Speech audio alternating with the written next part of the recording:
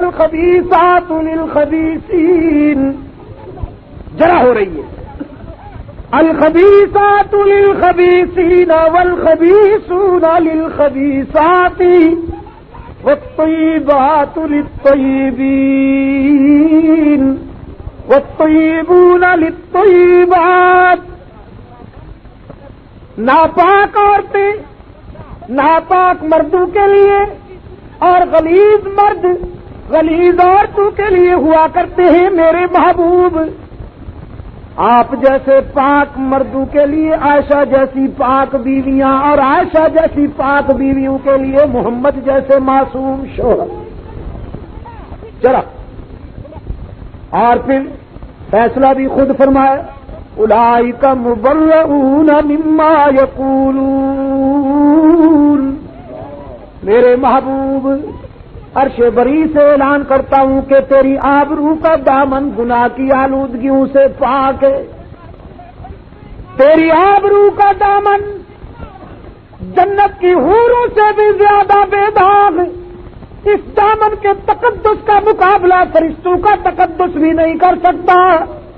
یہی تو وہ دامن ہے کہ دامن نچوڑ دے تو فرشتے وضو کریں.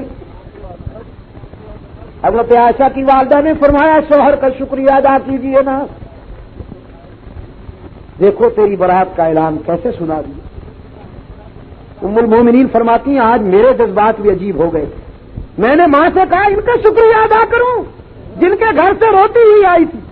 آج مجھے اس کے حضور جھک جانے دے جس نے میرے آنسو اپنے رحمت کے دامن سے صاف کر لیے. وہیں سجدے میں چلی گئی اور التجا کی خدا بندہ.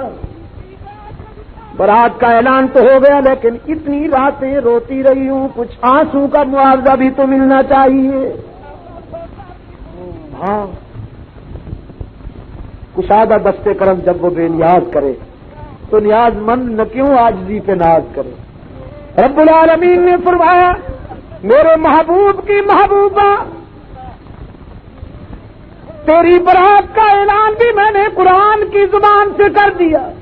اب آنسو کا معاوضہ بھی لیجیے. لہم مغفرۃ ورزق کریم. صرف تجھے نہیں بلکہ تیرے اس المیے میں جتنی آنکھیں بھی روتی رہی ہیں میں نے ان سب کے لیے رزق کریم تیار کیا. لہم جمع کا صیغہ ہے اور ساری دنیا زور لگائے لیکن تجھے پیغمبر کے قدموں سے کوئی جدا نہیں کر سکے گا. تو دنیا میں نبی کے ساتھ ہے آخرت میں بھی نبی کے ساتھ ہوگی. سیدہ فاطمہ رضی اللہ تعالی عنہ ایک مرحلے پر فرماتی ہیں اپنی روحانی مادر محترمہ سے کہ ماں جی اللہ نے آپ کو بڑا مقام دیا لیکن میرے باپ جیسا آپ کا باپ تو نہیں. حضرت عائشہ فرماتی ہیں بیٹی نو کمپٹیشن. کوئی مقابلے کی بات ہے یہ میرے باپ جیسے کروڑوں تیرے باپ کے قدموں کی خاک پہ قربان جائے یہ کوئی مقابلے کی بات ہے. لیکن بیٹی اترانے کی بھی ضرورت نہیں. تیرے باپ جیسا میرا باپ نہیں تو میرے شوہر جیسا تیرا شوہر بھی تو نہیں. حشر میں ہر بیوی شوہر کی انگلی پکڑ کے اٹھے گی تو تو حشر میں اٹھے گی علی کی انگلی پکڑ کر. عائشہ اٹھے گی نبی کی انگلی پکڑ کر. اور ایک مرحلے پر سیدہ زینب سے فرماتی ہیں حضرت زینب ام المومنین سے اللہ نے آپ کا دامن بھی عظمتوں سے بھرا ہے لیکن وہ کون ہے جس کے بستر پہ قرآن اترا.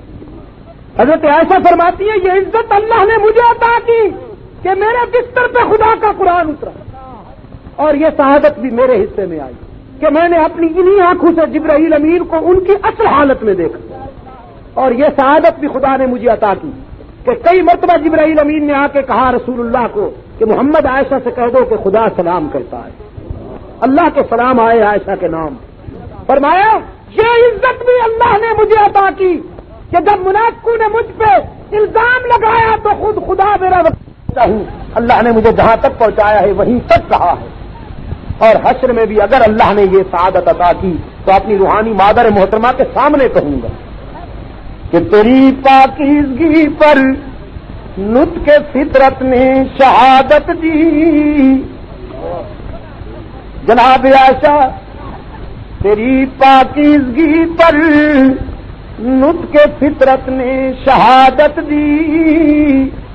تجھے عظمت عطا کی، عافیت بخشی، فضیلت دی، خدائے لم یزل کا بارہا تجھ پر سلام آیا، مبارک ہیں وہ لب جن پر ادب سے تیرا نام آیا، اور رسول اللہ نے رکھا ہے صدیق کا لقب تیرا، فقط عرشی نہیں عرشی بھی کرتے ہیں ادب تیرا، شرف تیرے دوپٹے نے یہ جنگ بدر میں پایا،